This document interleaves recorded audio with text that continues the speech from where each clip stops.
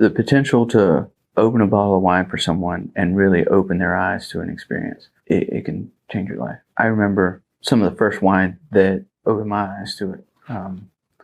And I recalled it years later. I come across a bottle similar to it, and I was like, wait a second, I've had something like this before. The experience of it and being able to share that with people, it'll really motivate you to keep going.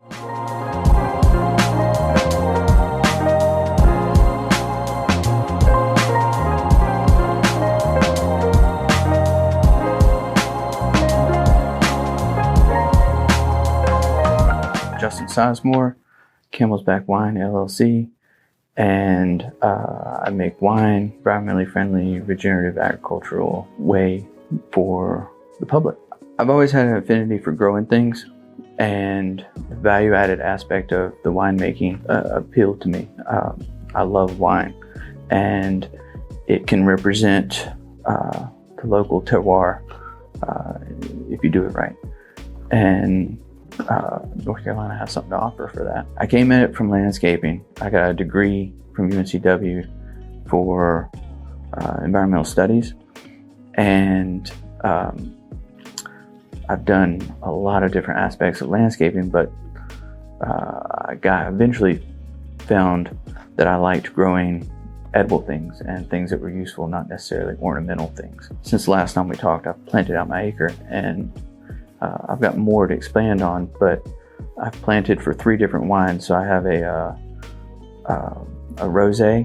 I'm going to make a semi-sweet rosé, and then a white muscadine blended with honey, and a red wine, a Chamberson Norton blend. This year, the vines put out their first fruit. I dropped it because it's young fruit. The vines need to mature more, but bought a commercial size press, and this year I scaled up my production, so that I bought 1,000 pounds of fruit and processed it in this press that I refurbished. And my winemaking capacity has been scaled up. So the last time I talked, I was mostly working with 5-gallon containers. I now have 2 barrels and 2 55-gallon containers that I can ferment in. So both the barrels have wine in them right now. When you're done working in a landscaping job, you can step back and go, I did that. And other people can enjoy it, and it looks nice. Well, when you start getting into edible landscaping, not only will the space look nice and be appealing, but it's useful. You can eat those plants. One of the things I liked about landscaping, which led into working in vineyards, is the nursery aspect of it and raising the plants to be sourced for a landscaping job. So tending to the plants, and that transitioned pretty easily into tending a vineyard. So once you have a vineyard and you're pulling fruit off of it, you have the potential to make something that could outlive you. First of all, you can make something that someone else is going to derive a lot of pleasure from, and certain types of wine could literally outlast me. Like in the bottle, day I'm dead, this wine's still aging well. I really can't think of another product like that. I've made wine for 13 weddings now. 3 weeks ago was the 13th one, and I took 20 gallons to the wedding, and 18 gallons got drank that night. And that's with COVID restrictions of how many people could be there. They had fun. So have you watched the video from last time? So you can see. My idea is to have a locally sourced fruit. The idea would be that the vineyard is actually improving the environment. It would be interplanted with other things like herbs and vegetables. I'd like to produce a product that is sustainable for not just the next generation, but the next one. So like I said, I love wine, and that continues. But since that video, the other aspects to owning a winery and having the business have expanded, and I've learned a lot on that. So it's one thing to think you're going to grow grapes and make wine. It's a whole nother ball game to market that wine and all the legal requirements that are involved in it, and cost of production versus what you can get for it on the market, and convincing people to buy your product versus the ocean of wine that's already out there. What's unique about what I'm doing. I've been able to try on those other hats and see what it takes. I've learned a lot about, let's just say, the business side of it and what it's going to take to get this winery going so that it can last for generations to come. There's a couple of vineyards that I've gone to for advice and have acted as mentors and been real helpful in that, supportive. I broke my press a few years back, and I went to this vineyard and was laying out, like, it was a small press, and I was laying it out for him, basically making an argument for, like, leading to the question of, what do you think I should do? Should I bide my time and not process fruit for a few years until my vineyards mature, at which time I'll need a commercial sized press to handle tonnage? Or should I spend, $400 or $500 and get a small press and just keep doing what I'm doing? And he just let me weigh out all the options. And then he took me outside and he had a press. It was the press that he bought used when he first opened. And he had loaned it out to 3 other vineyards after he sized out of it, and they kept giving it back to him. And so he told me, he goes, for $400, I'll let you have it, but I never want to see it again. I don't want it back here. I've given it to these other folks to help them along, never expecting it back. As a courtesy, they'd given it back. He goes, if you don't want it, I'm going to put it out in the yard and just let it be a display. And so I took it and refurbished it and used it for the first time this year. I've been able to talk out ideas and really get some insight into what it takes to run the business of it, because that's a whole nother aspect to growing and making things, is being able to sell them. Pre-COVID, I was going to the SciTech Innovation Quarter right around the corner, and using their resources to get my business plan in order and really hone in on the business aspect of it. COVID shut some of that down, but I got in a really good place before that. The person teaching the classes that I was attending has helped local breweries set up, and so he was, saying I want to produce alcohol wasn't a foreign thing to him. Some people, the law school may not necessarily know the legal requirements for a winery, but they were able to look at the business documents and make sure I had my paperwork in order. And then the innovation program that I was in was helping me. So since I don't actually have a winery yet, it's more of a, where do I want to put it and what am I allowed to do in these locations? And then the marketing aspect of it, there was parts about that. Some of that business stuff, it doesn't matter what you're selling, as long as you meet the requirements for the law and have something that someone wants to buy. How do you make that more appealing? Hit price points while maintaining covering your production costs, and continue the business rolling. Those are not necessarily things that are specific to alcohol production. So it was completely relatable. I'm trying to go from vine to bottle, so it's the whole spectrum of it. It's not just I want to open a restaurant and I'm going to source food from these folks and I'm going to make it in this style. No, I'm planting vines to produce grapes that will go into a style of wine that will then go to the market and be distributed or purchased by a consumer in various different ways. So there's a lot more hats to it than I had originally saw. And the last time I was in front of this camera, they I didn't see all those hats. I wasn't even there yet to see those hats. I can tell you I'm really glad I don't have a business in COVID.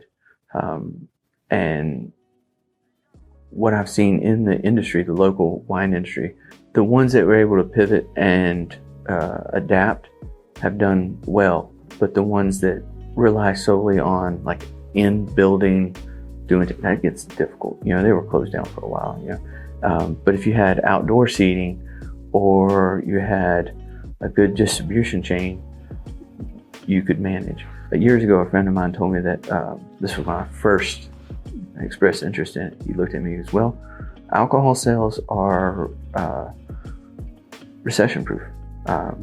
In times of crisis, alcohol sales go up.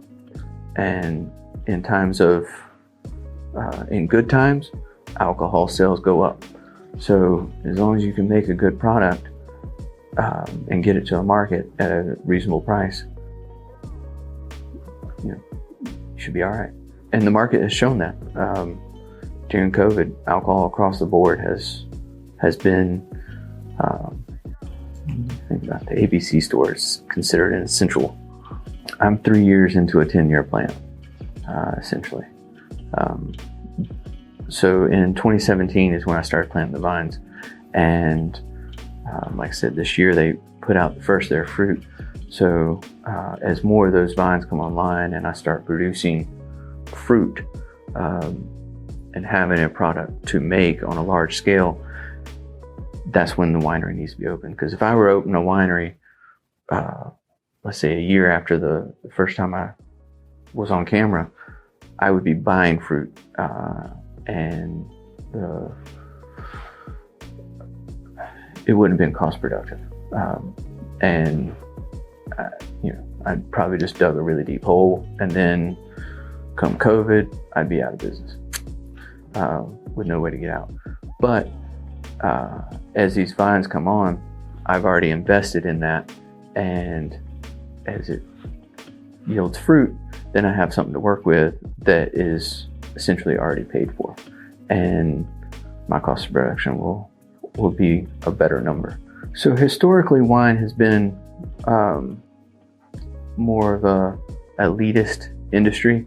That has changed over the past few years, and more people are getting opened up to it. And there's so much to enjoy about wine, but what I like most about it is that you can travel to these different regions and enjoy regions through their terroir in a bottle. And that's for anybody. Anybody that wants to open that bottle can drink what that year tasted like and enjoy what that region has to offer. So I'm really enjoying a more diverse crowd of people that are taking interest in wine. Vines are perennial. So the vine itself, think of it like a tree, you know, and depending on, it's actually, the year is important, but the year before makes a difference as well. So whatever energy is stored from the previous year goes into the fruit for the new year. And then the way that year progresses is how that fruit turns out. So in year 2 of my vines being in the ground, we were in a drought and a heat wave, and I'm dry farming, so there's no irrigation out there. So basically I just, you know, what survives, and will probably never die because it was able to find water and live. And those are the vines that put out fruit this year. But this year has been really rainy, and there's been lots of disease issues, and heavy rains are going to flood the flavors and basically dilute the flavors of the fruit and make less intense wine because it's watered down. Depending on how the hand that nature deals you, you can only make wine as good as the fruit you have. So if it's one of the challenges in North Carolina wine, and I learned this early on, you have to be a really good farmer to grow things in North Carolina. For grapes in particular, there's almost always an Easter freeze. You can just bank on on the last frost being in Easter. Well, that's when the vines are waking up and most susceptible to frost. They can be covered in ice in December, but in April, you don't want ice on there. You have shoots that could be 6 inches long. Those will die. And then, so you get through that, you could either have really high humidity and really high heat, or lots of rain through the growing season. And then come harvest, that's when hurricanes come in. How many hurricanes have we had this year? It's been crazy. The potential to open a bottle of wine for someone and really open their eyes to an experience, it can change your life. I remember some of the first wine that opened my eyes to it. And I recalled it years later. I come across a bottle similar to it and I was like, wait a second, I've had something like this before. The experience of it and being able to share that with people, it'll really motivate you to keep going. Seek help. You can't do everything that is involved in this business by yourself. And there are people that have made the mistakes and are willing to share those mistakes with you so that you don't trip up on them as well. And I've done that. I've spent a lot of time talking to other people in this business and learning from them. But the help I got from the Innovation Quarter was a lot. Like I said, I can grow just about anything and pretty good at fermenting.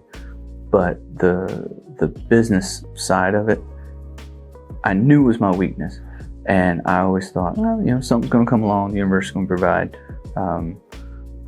But you really need to have some aspect of it, some understanding of it to really get to that point. Learn more of the business side of it and ask people's opinions, ask questions. Because people want to help. You just have to ask. Well, my email is camelsbackwine@gmail.com. And on Instagram, I am Camelsback Winery.